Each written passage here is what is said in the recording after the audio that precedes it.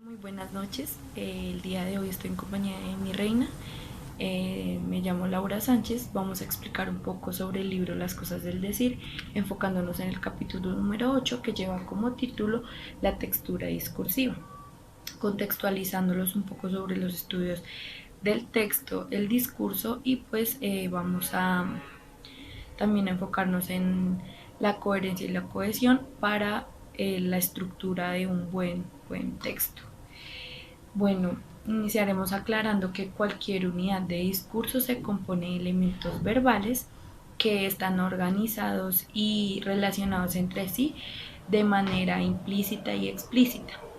Entre los primeros estudios de la gramática textual, esto ocurrió entre los años 60 y 70, eh, donde hubo intentos para extender el análisis gramatical de las oraciones.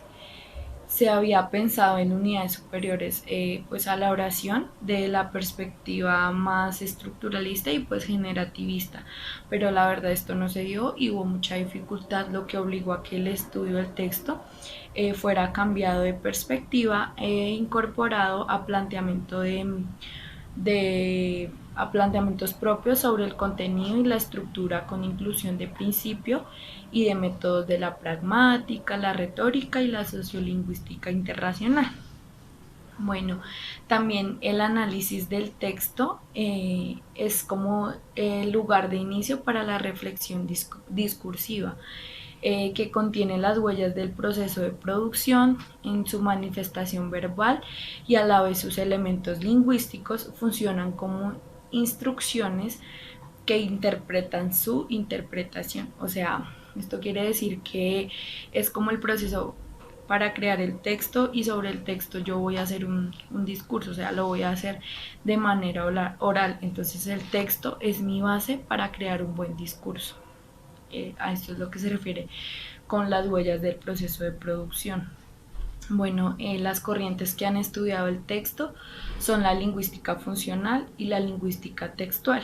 La lingüística funcional es basada en la tradición de Piqué y de Firth y es continuada por la Escuela de Praga. En esta consideran el texto como como una de como un horizonte de reflexión gramatical, y la función textual es una de las funciones del lenguaje. En la lingüística textual, esta se desarrolló inicialmente en países como Alemania, Holanda y diversos países de Europa Oriental. Está puesto las bases del conocimiento de los textos en lo que se refiere a sus principales tipos, las propiedades y los principios y las estructuras. Eh, la textualización es el proceso de expresar las palabras. Es una unidad semántico-pragmático del sentido, y no solo es el significado. Es también una unidad interracional, intencional y de interacción, y donde no existe un objeto autónomo. También existe la linealización y los 7 principios. Eh, Esto empezaremos, bueno, por el número 1. Este pensamiento es del señor Beu Grande, que establece pues estos 7 principios como que siguen un hilo conductor para que el texto, o sea, la estructura del texto esté bien específica, y pues así de igual manera el texto también se haga entender. Entonces el primero es el principio del núcleo, que distingue entre lo central y lo periférico. El segundo es el principio de pausa, que permite retardar la secuencia. El tercero es el principio de la retrospección, que incluye toda consulta al discurso presente. El cuarto es el principio de prospección, que incluye toda la anticipación del discurso siguiente. El quinto es el principio de carga, que contiene al grado de importancia, de la énfasis, la focalización, la longitud, la relevancia y la novedad.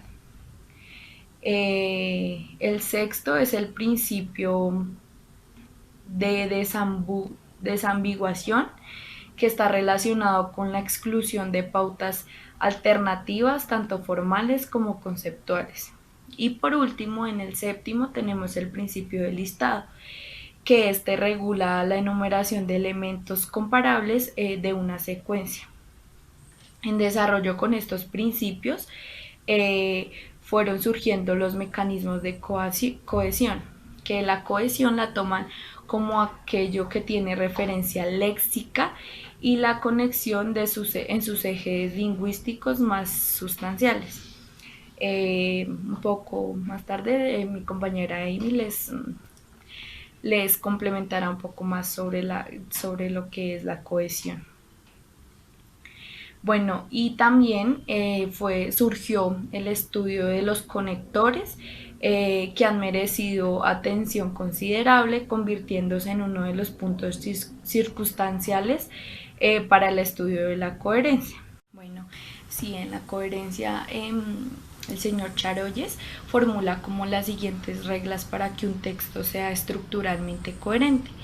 La primera de estas es la regla de la repetición. En esta es necesario que la mayor parte de las proposiciones se encadenen tomando como base la repetición de unos elementos.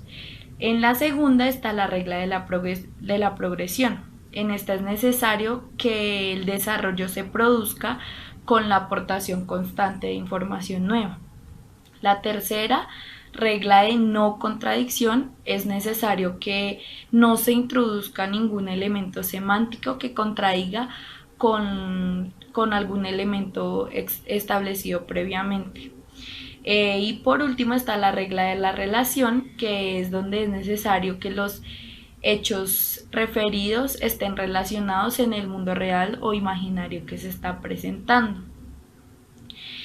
Lo cual significa pues que la coherencia está basada en una negociación entre protagonistas de la comunicación. Los propios hablantes se encuentran en capacidad de darle coherencia a las frases. Para el señor Bernández, la coherencia depende del equilibrio de diversos sistemas referenciales que se establecen entre el proceso de comunicación del emisor y del receptor, como pues lo nombré anteriormente, que es lo que pues en realidad es esencial para que la conversación que se establece tenga coherencia. Según Stubbs, la coherencia se ha interpretado como las relaciones a nivel subyacente. En este también se habla sobre la coherencia pragmática y la coherencia de contenido. En la coherencia pragmática es como además como que se deben unas bases para entender un texto. Digamos, si yo le hablo a mi compañero de algo de lingüística que sé que está en mi clase, pues solo obviamente me va a entender. Si tal vez le hablo, no sé, a una persona profesional en ciencias exactas, no me va a entender el tema. Entonces aquí es donde está relación del contexto que yo le voy a dar a mi compañero para que tal vez lo entienda, o a la persona con la que le hablo. Si no hay un contexto exacto, probablemente mi discurso o el texto no va a ser entendido por la persona que me está escuchando. Pues a menor grado de contextualización, pues es menos entendible la relación. Siempre hay que tener unas bases en cuanto a lo que yo voy a hacer. Un ejemplo claro es cuando un niño está aprendiendo.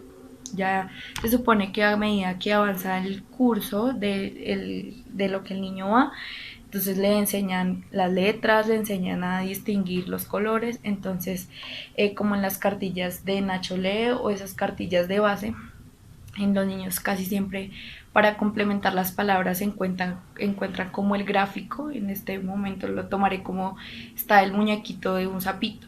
Entonces está el sapo, ¿no? Se supone que para complementar solo está la S y la P.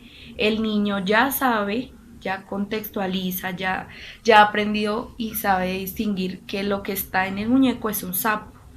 Ya sabe que la S y la P hace parte de la palabra, solo le queda es complementar. Ya esta es ya la coherencia del contenido. Le queda complementar la A y la P, pero es una base que el niño ya tiene. Si el niño probablemente no estuviera cursando nada o un niño de menor edad, de unos 2 años que aún no entran a estudiar, probablemente el niño no sería capaz de complementar esto, pues porque no ha tenido algunas bases.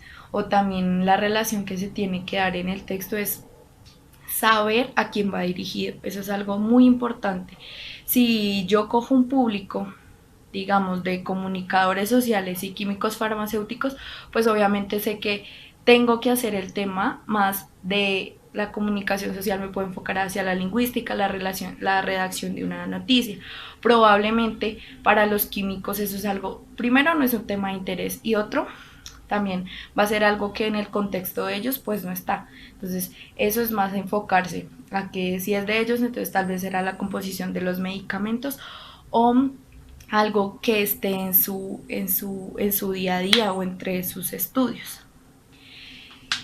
También pues en la, en la, en el análisis del contenido, desde la perspectiva de Van Dyck, eh, él parte de la hipótesis de unidades superiores del contenido, a las que le llama macroestructura. Una forma para entender esto es como considerándola como una construcción realizada por la persona que interpreta el texto.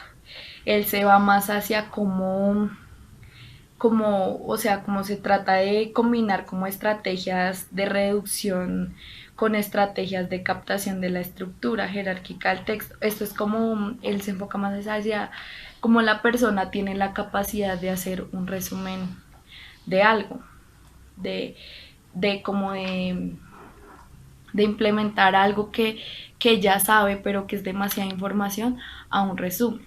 Esto ya lo voy a tomar más hacia el tema del periodista. Él tiene demasiada información de algo. O sea, se dedica a investigar algo para generar una noticia. Tiene informaciones de las fuentes extraoficiales, las entrevistas, como la información que va llenando para pues redactar su noticia. Entonces, para darle coherencia a la noticia, tiene que seguir una estructura. Y para que sea noticia, también debe hacerlo siguiendo la estructura o probablemente si no sigue la estructura, esto se determinará un poco más hacia otro lado. Se irá más a una crónica, tal vez una columna de opinión. Pero entonces en la noticia sabemos que pues así a grandes rasgos el título es pues lo principal, o sea, leo el título y ya sé más o menos de lo que me va a hablar, la entradilla ya me va contextualizando un poco más, y a medida que avanza el texto, al bloque leo párrafo y párrafo, pues me va alimentando mucho más de la noticia. Pero entonces, ¿qué pasa? Ahí es donde va la contextualización. Si probablemente no contextualizo bien, a los que leen mi noticia no le va a interesar porque tal vez es muy difícil de entender o tal vez cuando no existen los conectores y la verdad, buenos conectores y coherencia con lo que va de un texto a otro, la noticia nunca se va a entender. Bueno, a continuación ya Amy seguirá un poco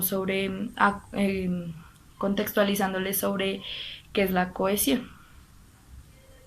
Es importante recordar que la cohesión, la progresión temática, los marcadores y conectores cumplen una función importante al interior del texto, pues determinan el desarrollo temporal, el desarrollo que determina significado y sentido al interior del texto para facilitar la comprensión y la comunicación efectiva y claramente empezar a desarrollar de forma exitosa el elemento mínimo del lenguaje que es el texto para lograr amplificarlo a elementos más grandes como lo son el habla, luego de ella el discurso, la semiótica que viene con la expresión y muchos elementos comunicativos más.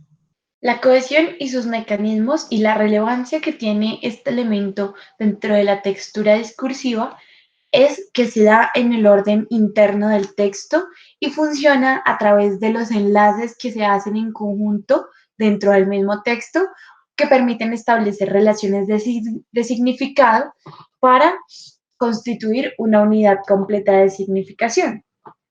Estos enlaces se establecen en un texto construido por interlocutores diferentes, como por ejemplo en una conversación o en una entrevista, o por un mismo locutor que se presenta en la exposición de un tema, en la narración de una crónica o de un relato. Esta característica de la cohesión permite que cada frase de un texto sea interpretada en relación con las demás, para que así pueda existir relación entre todo el texto completo y facilitar la comprensión para quienes lo leen o lo comunican. El mantenimiento del referente. Es importante al interior de un texto mantener distintos elementos que permitan que un texto tenga sentido y sea comprensible. Es por eso que se construyen elementos léxicos que introducen temas para determinar el tema principal y el orden del texto. Esto asegura un grado de continuidad en el contenido. Además, el referente permite de manera sencilla comprender elementos que se van desarrollando durante el texto, contando la historia, pero manteniendo el mismo elemento principal o tema principal. En primer lugar, tenemos las repeticiones, que son elementos que se utilizan para repetir el referente principal y puede tener variaciones. Por ejemplo, cuando uno se refiere a un sujeto en específico que es el protagonista de la historia, puede nombrarlo durante diferentes ocasiones en el desarrollo del texto. El segundo es la sustitución por sinónimos, que es cambiar palabras por otras palabras con los mismos significados. Por ejemplo, durante el texto, que estamos hablando de El Principito, puedo referirme a él en un primer momento como El Principito, para más adelante poder hacer alusión al mismo personaje, pero con otra palabra. Por ejemplo, el niño, el personaje, el individuo. El tercero es la sustitución por hipónimos y antónimos, una referencia que se hace a múltiples elementos agregando otras calificaciones. Por ejemplo, si yo quisiera hablar del mismo sujeto en una situación determinada, puedo agregar elementos con calificaciones diferentes para referirme a ese momento en específico, como por ejemplo el mundo nuevo, el desconocido lugar, y en ese orden, y así en ese orden. El cuarto, una sustitución por metáfora, que es variar el referente con otra figura textual. Por ejemplo, yo podría hablar de un tsunami, la catástrofe con una ola tan grande que casi alcanzaba a tocar el sol. La sustitución por valoraciones calificativas. Este existe cuando hago referencia a algún elemento determinado al interior del texto, calificándolo de temeroso, enorme, valioso, importante, elementos que permiten describir un momento calificando sus facciones tanto físicas como de relevancia dentro del texto. Sexto, encontramos la sustitución por proformas léxicas. Estas son palabras generales que pueden utilizarse en vez de palabras específicas. Por ejemplo, utilizar dentro de un texto cuando me estoy refiriendo a la población en específico de un país. Por ejemplo, en el texto estoy hablando de colombianos. Puedo hacer alusión más adelante para no redundar y mantener el mismo orden secuencial de ideas, explicarlos o exponerlos como gente, personas, y no en específico a la población a la que pertenecen determinadamente. Ahora veremos la progresión temática. Este permite que la información avance, el progreso que se va dando al interior del texto de la información. Es un modelo que se manifiesta por el lugar en que las unidades informativas empiezan a ocupar el espacio dentro de la oración. Para eso, primero tenemos el tipo de progresión lineal. Se parte de un primer tema y lo que se presenta como información nueva se convierte en el tema siguiente al que se le atribuye otra información nueva y a continuación se convierte en un tema conocido y desde este se desarrolla otro tema nuevo y así durante toda la secuencia del texto, brindando información conocida y información nueva de forma que el texto pueda ser comprensible. Luego encontramos la progresión de tema constante. A un mismo tema se le van asignando información nueva y diferente. Yo podría hablar de especies marinas para luego empezar a hablar sobre pulpos. Vuelvo a hablar sobre especies marinas para luego hablar de peces. Vuelvo a hablar de especies marinas para luego hablar de invertebrados y así durante todo el transcurso del tema manteniendo un constante que es especies marinas. Vamos ahora con la progresión de temas derivados. Es que a partir de un tema general van surgiendo diferentes temas o subtemas con respectivas informaciones nuevas. Remas hace referencia a información nueva. Por ejemplo, si quisiéramos hablar del esqueleto humano, van apareciendo otros temas a los que se les añade nueva información. Seguimos hablando del mismo tema, pero a diferencia del anterior, todos los temas son subtemas de un tema específico. El anterior únicamente habla de temas que se relacionan. Ahora encontramos la progresión de tema o rema extendido o ramificado. En este caso, el tema o el rema se expande en diversos subtemas. Es decir, esto permite entender que la información puede ir avanzando o puede detenerse y puede tener desarrollo variado y complejo.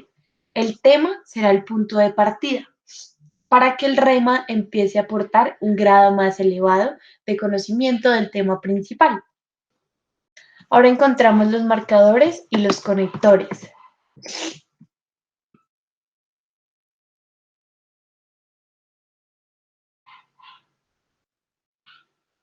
Ahora encontramos los marcadores y los conectores. Como bien sabemos, al interior de la lengua existen existen unas piezas lingüísticas que relacionan de forma explícita algunos elementos textuales, segmentos, pueden ser enunciados o secuencias de enunciados, y empiezan a establecer entre ellos distintos tipos de relaciones de significado. La finalidad de esto es proporcionar cohesión y estructura al interior del texto y servir de guía para interpretar el sentido. Por ejemplo, acá podemos encontrar varios tipos de marcadores, como lo son los de demanda. Existen los marcadores de advertencia, los marcadores reactivos de acuerdo, marcadores estimulantes, los marcadores iniciativos, marcadores reactivos. Están los marcadores de aclaración, de corrección o reformulación, marcadores de atenuación. Están los marcadores de transición, están los marcadores continuativos, están los marcadores de finalización y conclusión y existen los marcadores de cierre para finalmente terminar, como por ejemplo, eso es todo.